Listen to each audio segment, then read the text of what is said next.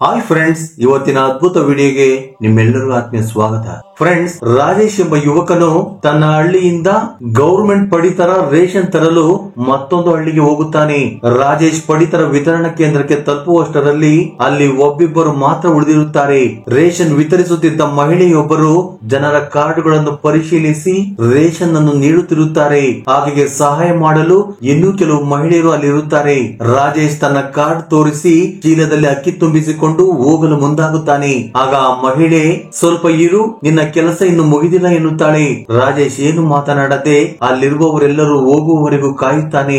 ಆಗ ಆ ಮಹಿಳೆ ತನ್ನ ಸಹಾಯಕಿಯರಿಗೆ, ಇವತ್ತಿನ ರೇಷನ್ ವಿತರಣೆಯ ಸಮಯ ಮುಗಿದಿದೆ, ನೀವೆಲ್ಲ ಮನೆಗೆ ಹೋಗಿ ಎನ್ನುತ್ತಾಳೆ. ಸ್ವಲ್ಪ ಹೊತ್ತಿನಲ್ಲೇ ಅಲ್ಲಿರುವ ಎಲ್ಲ ಮಹಿಳೆಯರು ತಮ್ಮ ಮನೆಗೆ ಹೋಗುತ್ತಾರೆ. ಏನು ಕೆಲಸ, ಬೇಗ ಹೇಳಿ, ನನಗೆ ಮನೆಯಲ್ಲಿ ಕೆಲಸ ಇದೆ, ಬೇಗ ಮನೆಗೆ ಹೋಗಬೇಕು ಎಂದು ಹೇಳುತ್ತಾನೆ. ಆಗ ಆ ರೇಷನ್ ಅನ್ನು ವಿತರಿಸುವ ಮಹಿಳೆ, ಸ್ವಲ್ಪ ಇರು, ನಾನು ನಿನಗೆ ಏನಾದ್ರೂ ಕೊಡಬೇಕಂತ ಅಂದುಕೊಂಡಿದ್ದೇನೆ ಎನ್ನುತ್ತಾಳೆ. ಆ ಮಹಿಳೆ ಮತ್ತೆ, ಒಂದು ವೇಳೆ ನಾನು ನಿನಗೆ ಒಂದು ಚೀಲ ಅಕ್ಕಿ ಕೊಟ್ಟರೆ ಹೇಗಿರುತ್ತೆ ಎಂದು ಕೇಳುತ್ತಾಳೆ.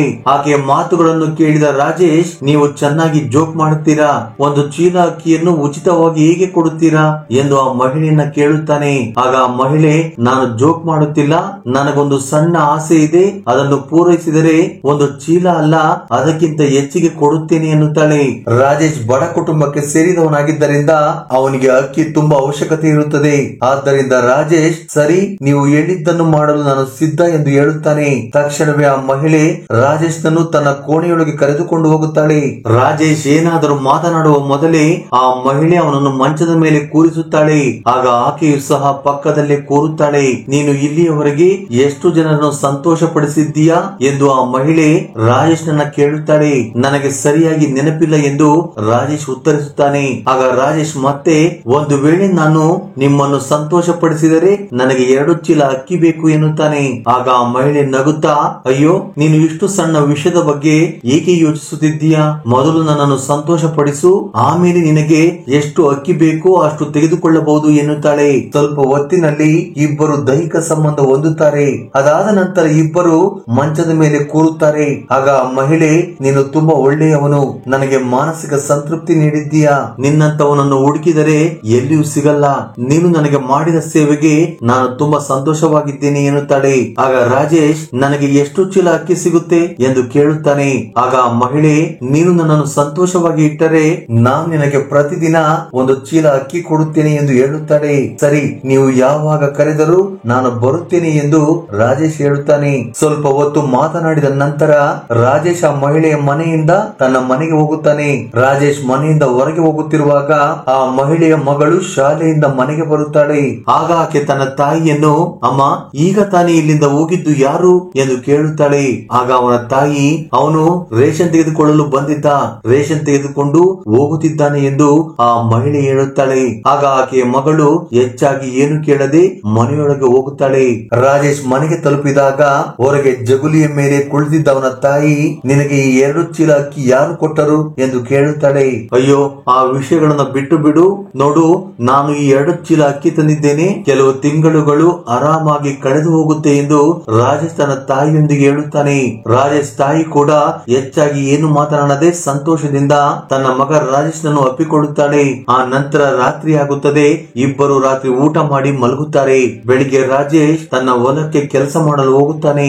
ಆಗ ಅವನ ತಾಯಿ ರಾಜೇಶ್ ಹತ್ತಿರ ಬಂದು, ತರಕಾರಿಗಳು ಮುಗಿದು ಹೋಗಿವೆ, ಬಜಾರಿಗೆ ಹೋಗಿ ತರಕಾರಿಗಳು ತೆಗೆದುಕೊಂಡು ಬಾ ಎಂದು ರಾಜೇಶ್ ಹೇಳುತ್ತಾಳೆ. ರಾಜೇಶ್ ಹೊಲದಲ್ಲಿ ಕೆಲಸ ಮುಗಿಸಿ ತಕ್ಷಣವೇ ತನ್ನ ಸೈಕಲ್ ತೆಗೆದುಕೊಂಡು ಬಜಾರಿಗೆ ಹೊರಡುತ್ತಾನೆ. ಬಜಾರಿಗೆ ತಲುಪಿ ತುಂಬಾ ತರಕಾರಿಗಳನ್ನು ಕೊಂಡುಕೊಳ್ಳುತ್ತಾನೆ. ತರಕಾರಿಗಳನ್ನು ಕೊಂಡ ನಂತರ ರಾಜೇಶ್ ಬಜಾರ್ನಿಂದ ಹೊರಡುತ್ತಿರುವಾಗ ಅವನಿಗೆ ಆ ಅಕ್ಕಿ ವಿತರಿಸುವ ಮಹಿಳೆ ಕಾಣಿಸುತ್ತಾಳೆ. ರಾಜೇಶ್ ಆ ಮಹಿಳೆ ಹತ್ತಿರ ಹೋಗಿ, ಈ ಮಧ್ಯೆ ಹೇಗಿದ್ದೀರಿ, ಚೆನ್ನಾಗಿದ್ದೀರಾ ಎಂದು ಕೇಳುತ್ತಾನೆ. ಆಗ ಆ ಮಹಿಳೆ ರಾಜೇಶ್ ನನ್ನು ನೋಡಿ ನಗುತ್ತಾ, ಅಯ್ಯೋ ರಾಜೇಶ್, ನೀನು ಬಜಾರಿಗೆ ಬಂದಿದ್ದೀಯಾ, ನೀನು ನನಗೆ ಸಿಕ್ಕಿದ್ದು ತುಂಬಾ ಸಂತೋಷ. ಇವತ್ತು ಸಂಜೆ ನಮ್ಮ ಮನೆಗೆ ಬಾ ಎಂದು ಹೇಳುತ್ತಾಳೆ. ಆಗ ರಾಜೇಶ್ ಸರಿ ನಾನು ಬರುತ್ತೇನೆ, ಆದ್ರೆ ಸಂಜೆಗೆ ಏನಾದರೂ ಎಂದು ರಾಜೇಶ್ ಕೇಳಲು ಮುಂದಾಗುತ್ತಾನೆ. ಮತ್ತೆ ರಾಜೇಶ್ ಆ ಮಹಿಳೆಗೆ ಸಿದ್ಧ ಮಾಡಿ ಇಡಿ ಎಂದು ಹೇಳುತ್ತಾನೆ. ಮಹಿಳೆಯ ಜೊತೆ ಮಾತನಾಡಿದ ನಂತರ ರಾಜೇಶ್ ಬಜಾರ್ನಿಂದ ಮನೆಗೆ ಹೊರಡುತ್ತಾನೆ. ಮನೆ ತಲುಪಿದ ರಾಜೇಶ್ ತನ್ನ ತಾಯಿಗೆ ತರಕಾರಿಗಳನ್ನು ನೀಡುತ್ತಾನೆ. ಸಂಜೆ ರಾಜೇಶ್ ತನ್ನ ಸೈಕಲ್ ತೆಗೆದುಕೊಂಡು ಅಕ್ಕಿ ವಿತರಣೆ ಮಾಡುವ ಮಹಿಳೆ ಮನೆಗೆ ಹೋಗುತ್ತಾನೆ.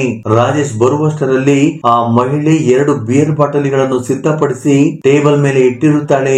ಇಬ್ಬರು ಸೋಫಾದಲ್ಲಿ ಕುಳಿತು ಸಂತೋಷದಿಂದ ಬಿಯರ್ ಕುಡಿಯಲು ಪ್ರಾರಂಭಿಸುತ್ತಾರೆ. ಆಗ ಆ ಮಹಿಳೆ ರಾಜೇಶ್ಗೆ ಇಂದು ನಿನಗೆ ಎಷ್ಟು ಮೂಟೆ ಅಕ್ಕಿ ಬೇಕು ಎಂದು ಕೇಳುತ್ತಾಳೆ.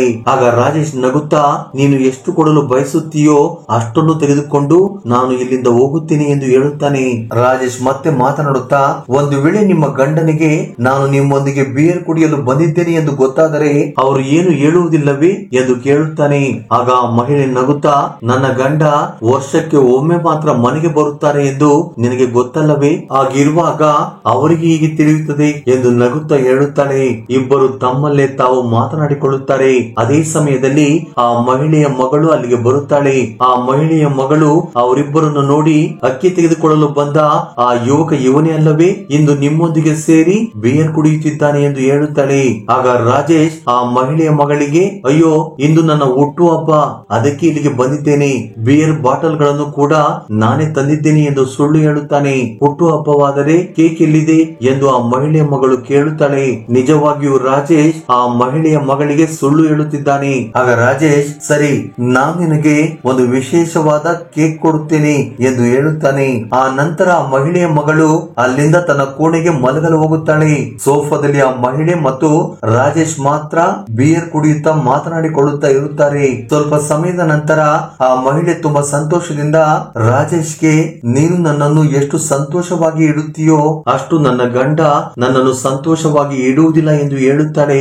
ಮತ್ತೆ ಮುಂದೆ ಮಾತನಾಡುತ್ತಾ ನಾನು ನಿನ್ನನ್ನು ಮದುವೆಯಾಗಲು ಬಯಸುತ್ತೇನೆ, ಆದ್ರೆ ನನಗೆ ಈಗಾಗಲೇ ಮದುವೆಯಾಗಿದೆ, ಅದಕ್ಕೆ ಮದುವೆಯ ಬಗ್ಗೆ ಮಾತನಾಡಲು ಆಗುವುದಿಲ್ಲ ಎಂದು ಹೇಳುತ್ತಾಳೆ. ಆಗ ರಾಜೇಶ್ ಪರವಾಗಿಲ್ಲ, ನನ್ನಲ್ಲಿರುವ ಈ ಕೌಶಲ್ಯ ಎಲ್ಲರಲ್ಲೂ ಇರುವುದಿಲ್ಲ ಎಂದು ಹೇಳುತ್ತಾನೆ. ರಾತ್ರಿ ಆಗಿದ್ದರಿಂದ ರಾಜೇಶ್ ತನ್ನ ಸೈಕಲ್ ತೆಗೆದುಕೊಂಡು ಮನೆಗೆ ಹೋಗುತ್ತಾನೆ. ಮರುದಿನ ಬೆಳಿಗ್ಗೆ ಬೇಗನೆ ಎದ್ದು ಸೈಕಲ್ ಮೇಲೆ ಮತ್ತೆ ಆ ಮಹಿಳೆ ಹತ್ತಿರ ಬರುತ್ತಾನೆ. ಆ ದಿನ ಆ ಮಹಿಳೆ ರಾಜೇಶ್ಗೆ 2 ಮೂಟೆ ಅಕ್ಕಿ ಕೊಡುತ್ತಾಳೆ. 1 ತಿಂಗಳು ಕಳೆದ ನಂತರ ಆ ಮಹಿಳೆ ಮತ್ತೆ ರೇಷನ್ ವಿತರಣೆ ಮಾಡಬೇಕಾಗಿರುತ್ತದೆ. ಆದರೆ ಆಗಿದ್ದೇನೆಂದರೆ ಅವಳ ಹತ್ತಿರ ಇದ್ದ ಅಕ್ಕಿ ಮೂಟೆಗಳನ್ನು ರಾಜೇಶ್ಗೆ ಕೊಟ್ಟಿರುತ್ತಾಳೆ. ಆ ಮಹಿಳೆ ಕೆಲವು ದಿನಗಳಲ್ಲಿ ರೇಷನ್ ವಿತರಣೆ ಮಾಡಬೇಕಾಗಿದ್ದರಿಂದ ಅವಳಿಗೆ ಚಿಂತೆ ಪ್ರಾರಂಭವಾಗುತ್ತದೆ. ತಕ್ಷಣ ಆ ಮಹಿಳೆ ತನ್ನ ಗಂಡನಿಗೆ ಫೋನ್ ಮಾಡಿ ತುಂಬಾ ಹಣ ಬೇಕು ಎಂದು ಕೇಳುತ್ತಾಳೆ. ಆ ಮಹಿಳೆಯ ಗಂಡ ಅಕ್ಕಿ ಕೊಳ್ಳಲು ಬೇಕಾದಷ್ಟು ಹಣವನ್ನು ಆನ್ಲೈನ್ ನಲ್ಲಿ ಕಳಿಸುತ್ತಾನೆ. ಆ ನಂತರ ಹಣ ಬಂದ ತಕ್ಷಣ ಆ ಮಹಿಳೆ ಅಕ್ಕಿ ಕೊಳ್ಳುತ್ತಾಳೆ. 1-2 ದಿನಗಳು ಕಳೆದ ನಂತರ ಗ್ರಾಮದ ಜನರೆಲ್ಲ ರೇಷನ್ ತೆಗೆದುಕೊಳ್ಳಲು ಆ ಮಹಿಳೆ ಹತ್ತಿರ ಬರುತ್ತಾರೆ. ಆ ಮಹಿಳೆ ಇಡೀ ಗ್ರಾಮಕ್ಕೆ ರೇಷನ್ ವಿತರಣೆ ಮಾಡಿ ಮುಗಿಸುತ್ತಾಳೆ. ಆದರೆ ರೇಷನ್ ವಿತರಣೆ ಮುಗಿದ ನಂತರ ಅವಳ ಮನಸ್ಸಿನಲ್ಲಿ ಏನೋ ಒಂದು ತಿಳಿಯದ ನೋವು ಪ್ರಾರಂಭವಾಗುತ್ತದೆ.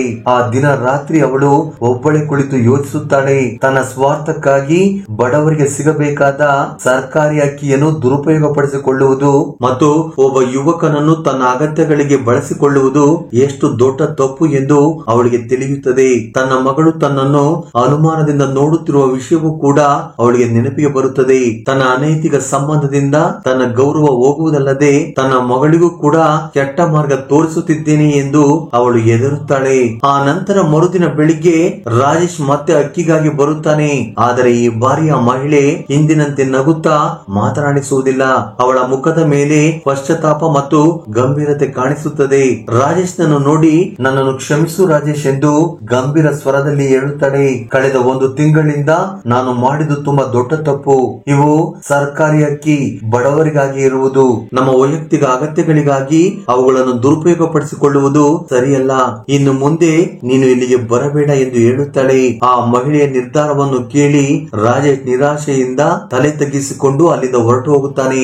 ಆ ಮಹಿಳೆ ತನ್ನ ತಪ್ಪನ್ನು ಅರಿತು ಇನ್ನು ಮುಂದೆ ಪ್ರಾಮಾಣಿಕವಾಗಿ ರೇಷನ್ ವಿತರಣೆ ಮಾಡುವುದಾಗಿ ಪ್ರತಿಜ್ಞೆ ಮಾಡುತ್ತಾಳೆ. ಅವಳು ಈ ನಿರ್ಧಾರವನ್ನು ತೆಗೆದುಕೊಳ್ಳುವುದರಿಂದ ತನ್ನ ಮಗಳ ಬಗ್ಗೆ ಮತ್ತು ಗ್ರಾಮದ ಜನರ ಬಗ್ಗೆ ಇರುವಂತ ತನ್ನ ಜವಾಬ್ದಾರಿಯನ್ನು ಎತ್ತಿ ಹಿಡಿಯುತ್ತಾಳೆ.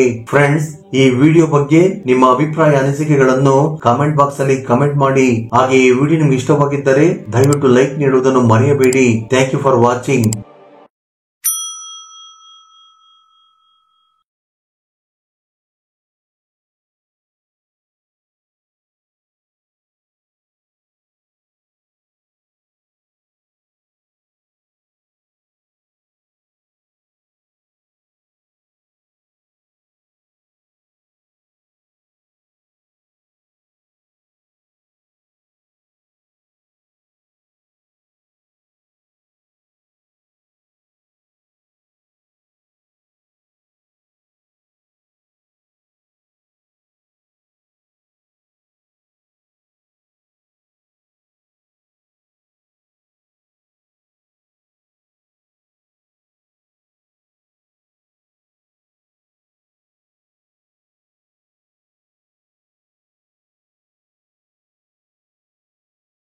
Hi friends,